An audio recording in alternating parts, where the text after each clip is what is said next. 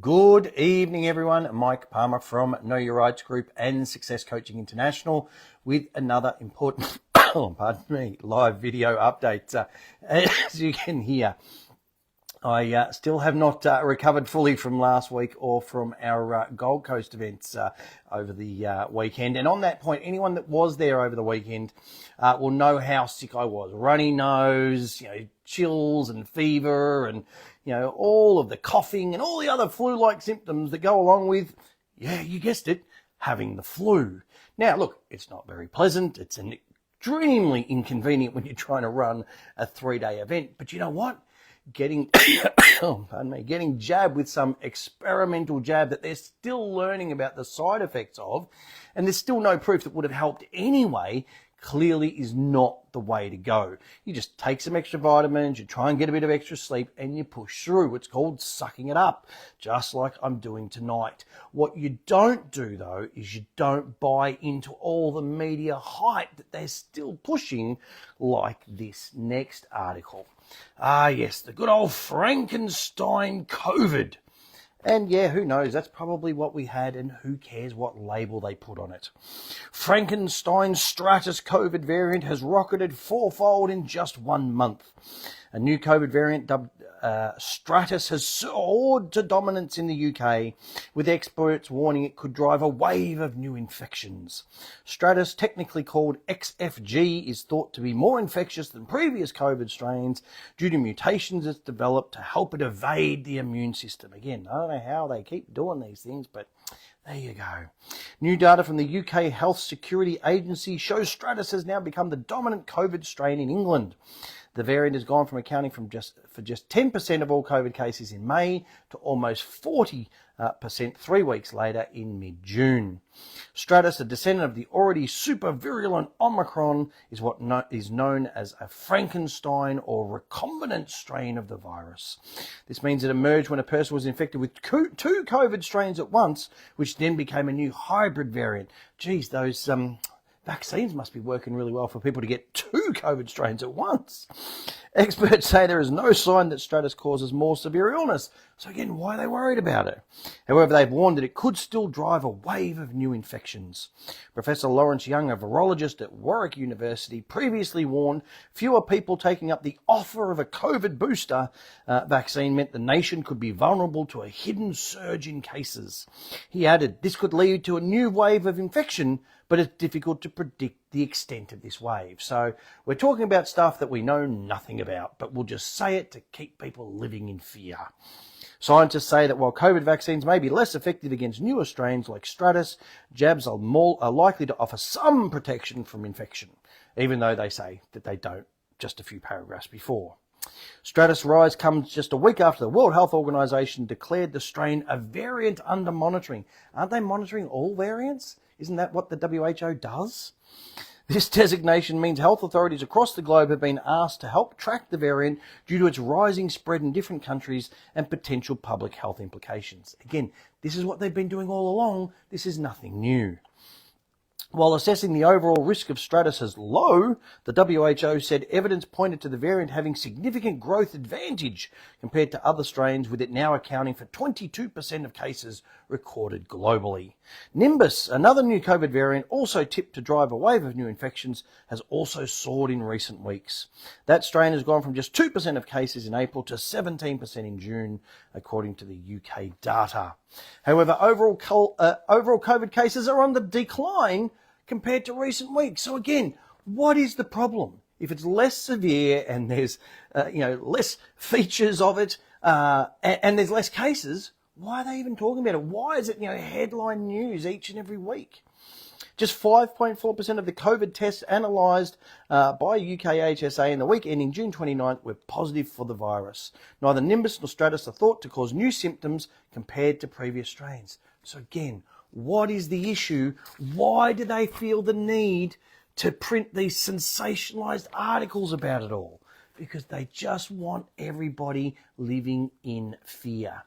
Okay, they just keep pushing and pushing and pushing this fear-mongering in the hope that, maybe people will just, rush out and go and get jabbed just for the sake of it. And I certainly hope that the people watching this video don't fall for it again, especially given all the data that really is now starting to come out about all of the ongoing issues with those jabs. But wait, there's more. Here's another article. Again, all the mainstream fear mongering along the same lines. New COVID variant has terrifying unique symptom.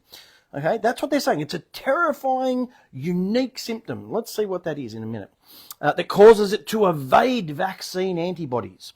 The new COVID variant, officially known as XFG and dubbed Stratus, has become the dominant strain in England within weeks, with medics warning it is evading existing immunity.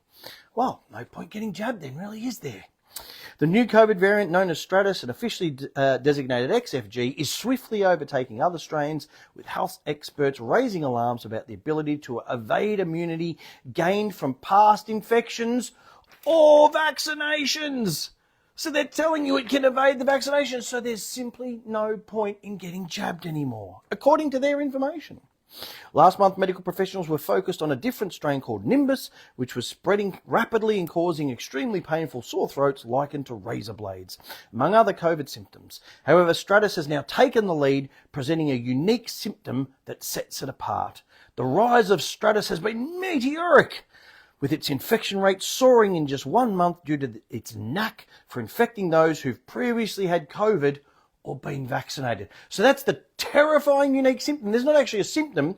It's just affecting people that previously had COVID or have been jabbed. What does that tell you, people? Okay. It's all there in black and white. You just need to read between the lines to see what's going on there. And of course, what is going on is that there is clearly an agenda. Okay. And we need to play our part in stopping it. I mean, what is it that they expect people to do if they tell you that it's resistant to the jabs and it's evading vaccinations? Well, it appears as though they're expecting everyone to rely on the government to save them. And that, of course, is what the WHO is pushing for, and that is what we need to stop. So I urge you, please go and look up this article or this petition. Okay, very, very important. It is entitled, WHO Still Wants Control, No to Global Health Tyranny, Withdraw from the International Health Regulations. So it says, you and I just came out of the fight of our lives against the WHO pandemic treaty, and thanks to you, it worked. They couldn't finish the job. But while we're locked in that long and hard battle, they were quietly slipping something else through the cracks, something arguably even more dangerous. The amendments to the International Health Regulations, and it's become their lifeline. This isn't the same thing as the pandemic treaty. It's a separate agreement, but deeply connected. The International Health Regulation amendments were quietly forced through at the World Health Assembly in May. No vote, no record, and no transparency. And now, unless Australia formally rejects them by July 19th, because it's only just over a week away, they become binding law.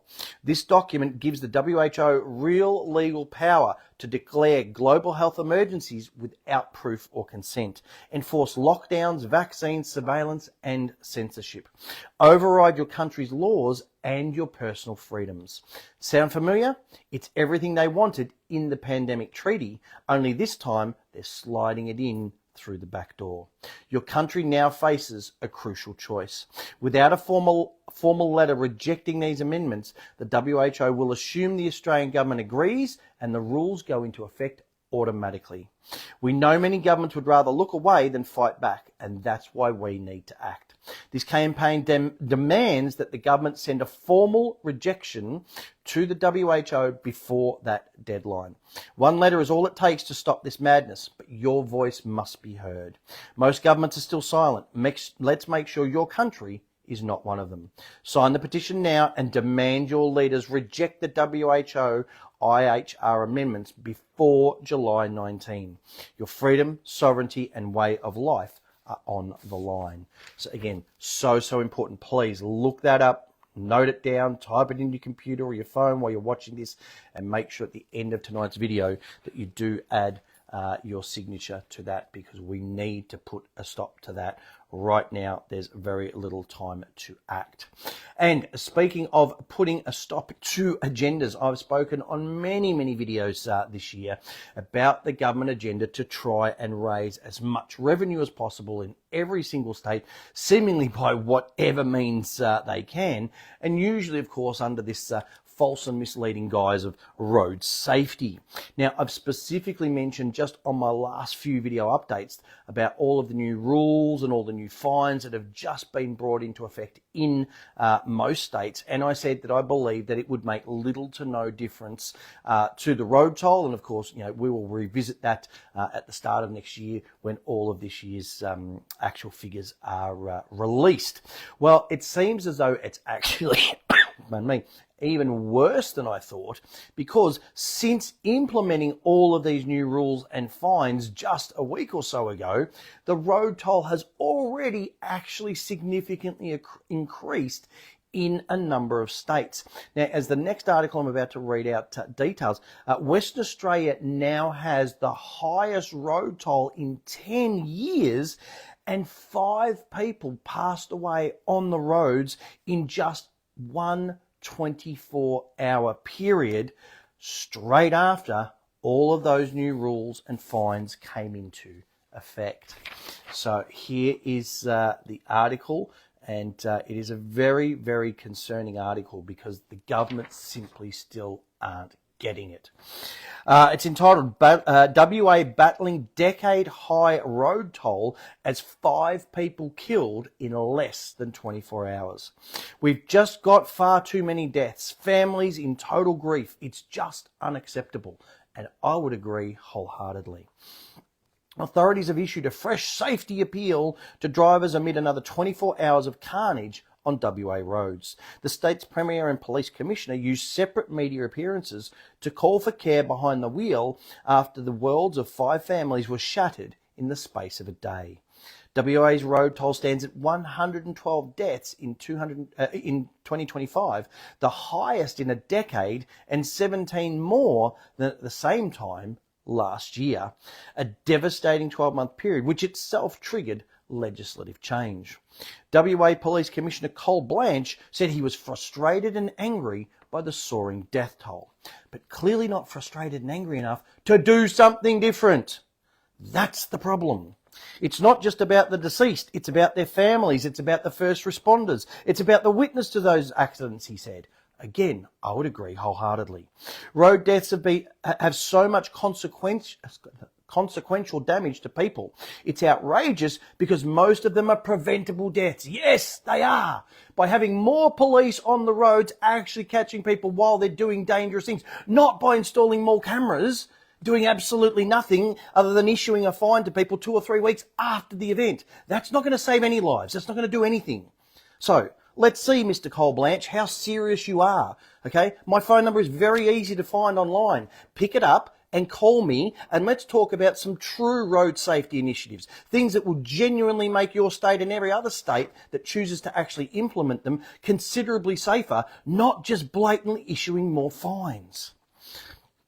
Speaking generally on road safety, he said police had impounded 1,000 more cars this year than last, carried out 2.4 million breath tests, and dished out more enforcement fines than ever before. Like that's some great thing, and they've just admitted that none of it's worked in any way because they've got the highest death toll in 10 years. Clearly that does not work, so stop doing it. Okay? You're the Chief Commissioner of Police, for crying out loud. Use your brain and come up with something new. Come up with something different. Stop just doing more and more of the same that isn't working and is literally killing people. Looking outside your windscreen is the priority of driving, he said. Yes, not focusing every millisecond on your speedo to make sure you're not 2 or 3 Ks over the limit. Having road awareness, situational awareness and safety awareness far exceeds anything that's going on inside your vehicle. Yes, Cole. I agree wholeheartedly. Stop making people focus on 5 or 10 kilometre increments on their speedo and actually watch what is going out there on the road in the real world. That's what's going to make your road safer. Not more cameras, not more fines, and not the rest of the rubbish that you're doing that is literally killing people. Okay? Now, I want to make it clear that I would never suggest, okay, that the new rules and fines that have been implemented have caused those deaths. But as I've said many times before, the definition of insanity is doing the same thing again and again, but expecting a different result. And we're seeing a crystal clear example of that. The WA government is doing the same thing again and again, increasing the use of fines and cameras to somehow save lives, when clearly that just isn't happening. Now, again, as is stated in that article, I completely agree that those deaths are absolutely entirely avoidable with the implementation of the true road safety initiatives that we've been talking about for many, many years now. Okay, the families that are affected by those tragedies should give some serious consideration to suing the WA government for refusing to implement those types of strategies that we've covered over 10 years now, that we know 100% are guaranteed to make our roads safer, rather than just all of this blatant revenue raising stuff, which is what they're doing at the moment. Now, unfortunately, it's a very similar story right here in Victoria, where the road toll has hit a 14-year high, again, straight after, coincidentally, implementing these brand new rules and fines. Now, I don't have access to the entire article, but you can look it up yourselves, and that's the headline there. Victorian road toll hits 14-year high, prompting an urgent plea from police. 9 lives have been lost on Victorian roads within 72 hours as police vent frustrations over avoidable road deaths. The year-to-date toll for this stage of the year has now reached a 14-year high, with 159 lives lost on states' roads. I mean, gee, these cameras are doing a bang-up job of saving people's lives, aren't they? This is insane. Relying on systems that they know just don't work is literally, again, killing people. So again, the sooner they stop just automating fines for a few kilometres over some arbitrarily set and artificially reduced speed limit, and start implementing the true road safety initiatives that are covered in that Aussie speeding fines book, they are the ones that are going to genuinely, honestly, okay, make our roads safer. If you don't yet have a copy of that book, please, you'll find a link in the description, you'll find a link in the comments. Go and grab it and read the chapters, read to see what it's all about. Yes, you can challenge fines and beat fines, and we'll get to that, but the key is that they want to ultimately make the roads safer, and this is the way to do it. Clearly not what they're doing at the moment, which is not working. Okay, and again, if you need even further proof as why those sorts of strategies, rather than what the governments keep implementing, then listen to this next study out of the US, which shows that driving too slow is actually a far bigger cause of accidents than driving too fast is. Okay, you can again look this study or this article up online. And it says, studies show that vehicles going 10 miles per hour slower than surrounding traffic are up to 6 times more likely to be involved in an accident. Driving significantly slower than the flow of traffic can increase the risk of accidents, sometimes even more than driving slightly faster than surrounding vehicles. According to a study cited by the Institute of Transportation Engineers and a report from RMD Law, drivers going 10 miles per hour slower than the prevailing speed are up to 6 times more likely to be involved in an accident. This is especially true on highways or fast-moving roads, where driving significantly slower than the flow of traffic can disrupt traffic patterns and increase the risk of rear-end collisions and sudden lane changes. The danger comes from the speed differential. When one vehicle is moving much slower than others, it forces surrounding drivers to react unpredictably.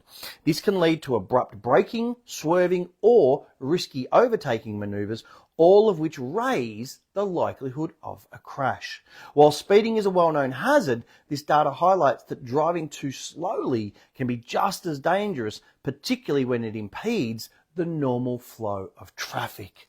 Okay, so again, yet another study that shows if all the traffic's doing 5 or 10 Ks over the limit, you're much better doing that than trying to sit there doing, the limit or 10 Ks under.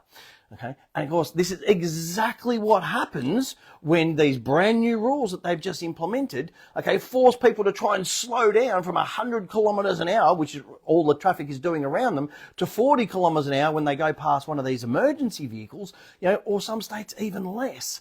Okay. Again, all they want to do is, fine drivers for doing, 5 or 10 Ks over the limit. But when was the last time you saw some muppet who was driving, 10 kilometres or even lower under the speed limit? Okay, you never see them getting fined, but they are a far bigger risk on our roads than anybody else. Okay, as I've said a million times before on these videos, our live events, radio shows and all the rest of it, if they just increased the speed limit on the open highways and freeways to 120 or say 130, I can guarantee you that there will be a lot less people sitting at their, staring at their phones, sending text messages or any other kind of, distracting behavior, which absolutely is dangerous because they do it because they're so bored behind the wheels of modern cars nowadays. So let's see some of the speed limits increase on those open roads and watch the number of fatalities go down. At the end of the day, though, all we can do is make these suggestions and put them out there. Of course, it is entirely up to those in charge to actually implement them. Because, of course, while they keep raking in $2 billion a year, okay, that's what they make around the country from all of these traffic fines, they are very unlikely to make any changes. So please make sure that you challenge every single fine you get using that tried, tested and proven 3-step process from Chapter 3 of that Aussie Speeding Fines book. Because once the money stops rolling in and the road toll keeps increasing, they will have no option. They will be forced to implement the strategies that are contained in this book. Again, if you don't yet have a copy, please make sure you grab one. Okay, and speaking of suggestions, one of the suggestions that we always make at our live events is for people to give some considerations to starting up their own self-managed super fund instead of relying on one of these industry super funds that most employers rope people into. Now, this, of course, is something that we also cover in the financial freedom chapter of our Know Your Rights book. So you'll find all the information on self-managed super funds, trusts, and private foundation structures in that chapter in our Know Your Rights book. Again, there'll be a link going up in the description and in the comments section. And of course, not only will you save significantly on fees by having your own self-managed super fund, but you'll also likely get a much better return if you are proactive with your investments.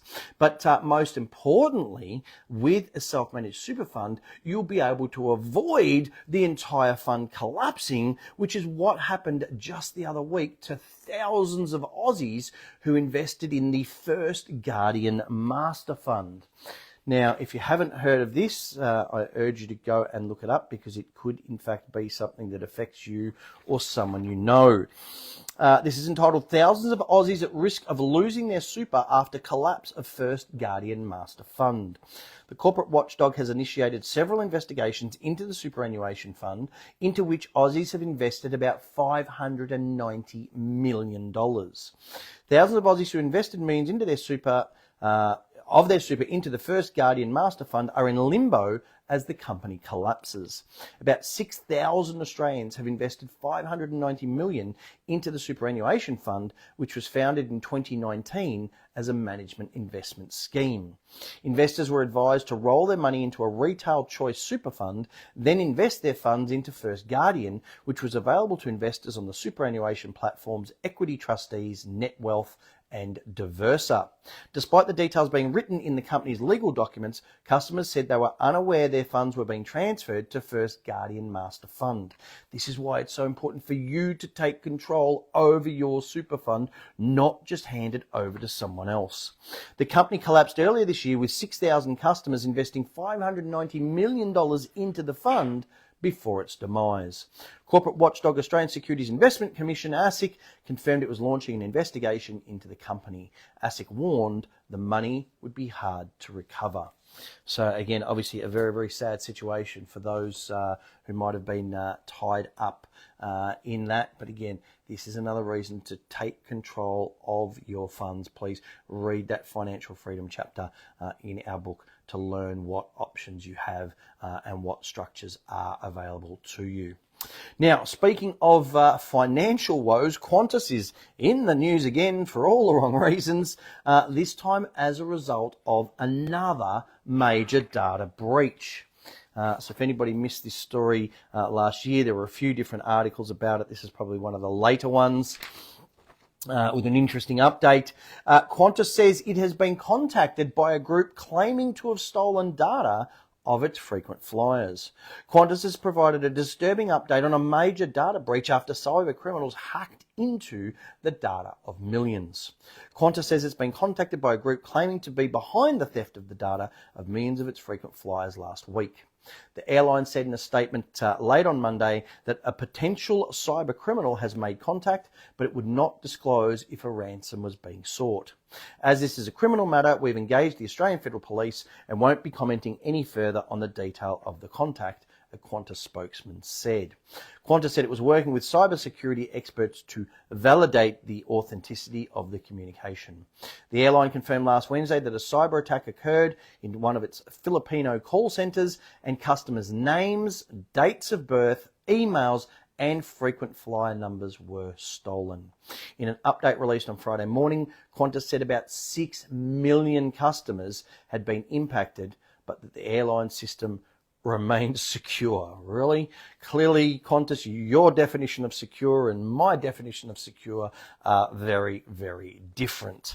But again, as always, this is, should highlight the fact that you should always store as little personal information online as possible, because these types of hacks, attacks, data breaches, outages, whatever you want to call them, are only going to happen more in the future, not less. That means that you are at greater and greater risk as each year goes by. Now, despite all of this, though, of course, the powers that be keep pushing for their digital ID and trying to force us towards a cashless society. And now the Bendigo Bank, which have always, marketed themselves as different to and better than, the big four, are actually closing down another 10 branches, leaving many customers in some regional areas with just no access to physical cash. So if you haven't heard about this story, and you or anyone you know banks with Bendigo Bank, I urge you to look it up. Bendigo Bank to close 10 branches, leaving some regional towns without financial services.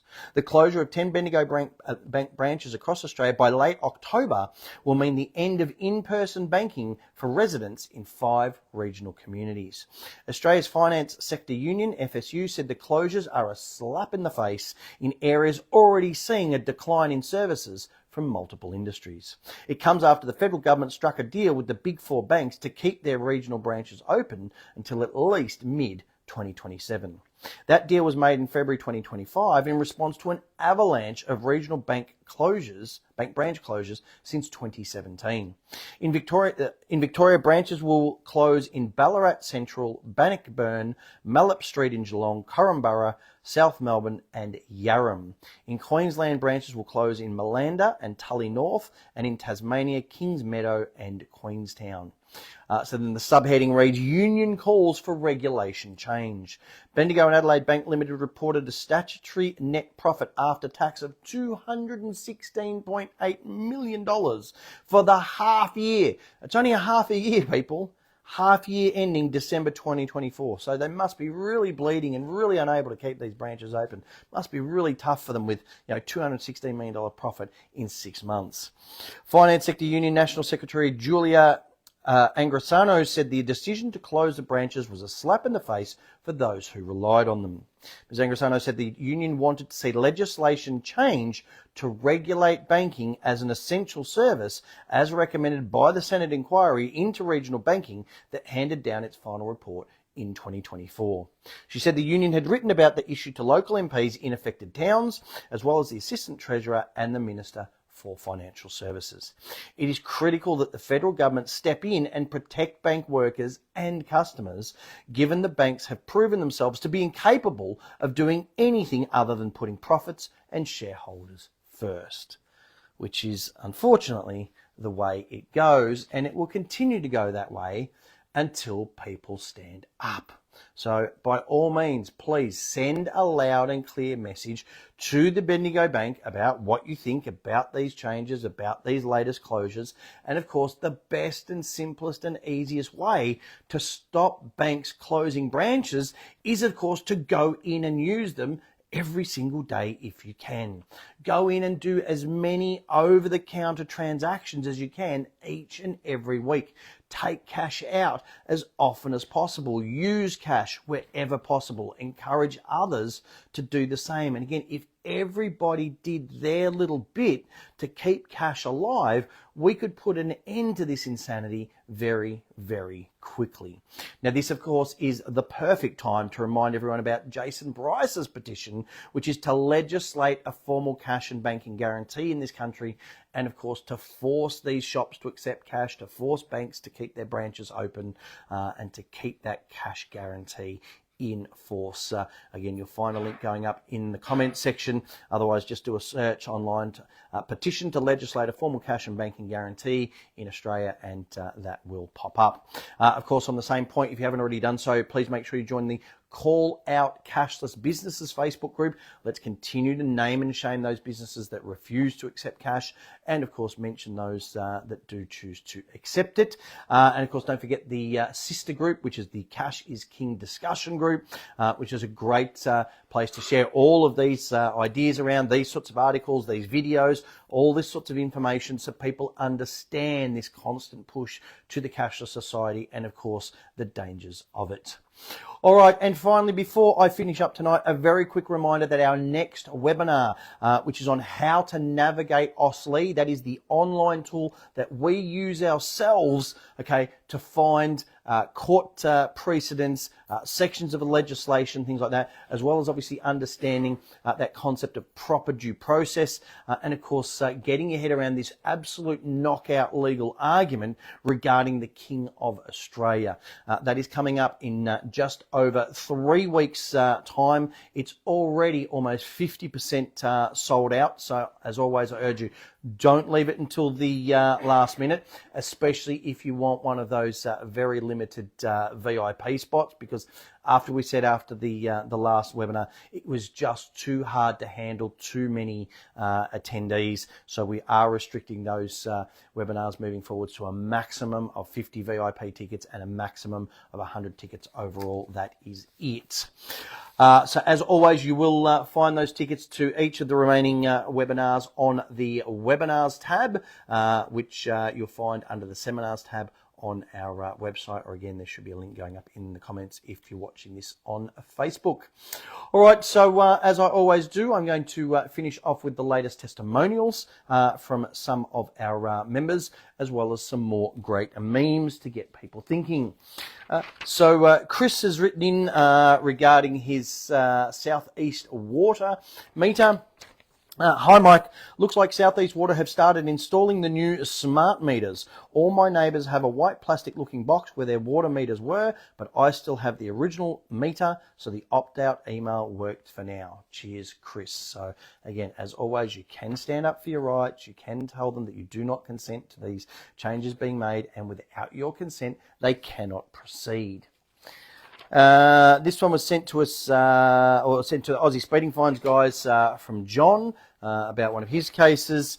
Hi ASF, the Redlands City Council have just advised me they're withdrawing their case as they don't have a witness available. And again, it happens all the time. These council rangers leave, police officers leave the force. Okay, if you keep pushing them out, keep sending the letters, keep forcing them to go off to court, all of a sudden it turns out they've got no evidence to give.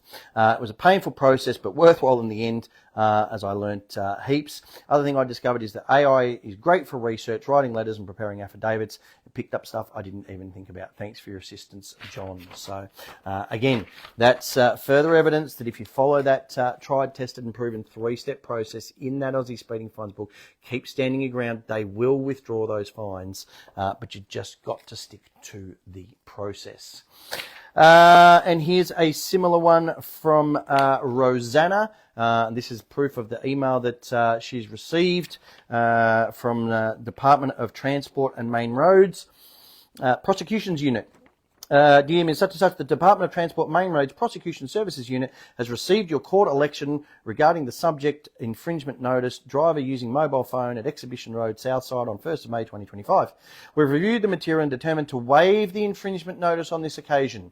You therefore do not need to take any further action against this matter, and blah, blah, blah, blah, blah. But there it is. They have withdrawn that infringement. Everyone goes, oh, you can't beat these mobile phone cameras. You absolutely can. There is the evidence in black and white, proof that it has been withdrawn. Again, just follow the steps. Okay, that 3-step process has been tried, tested and proven to work over 18 years now.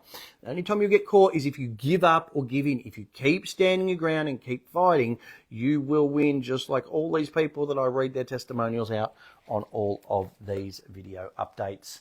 All right, and to finish off with some memes. As it says there, you wouldn't let someone just blindfold you and spoon feed you whatever they thought, would you? So stop letting the media do it. So many people just blindly believe whatever the media reports and go, oh, it must be true. Now, hopefully a lot of you watching this have been with us for quite some time and will be able to relate to this, that's what life was like in 2020, with all the COVID rules and the lockdowns and the masks and all the rest of it. And yes, you were all wrong, okay? Those of you who are watching these videos and felt like this, you understand what I mean. It was hard.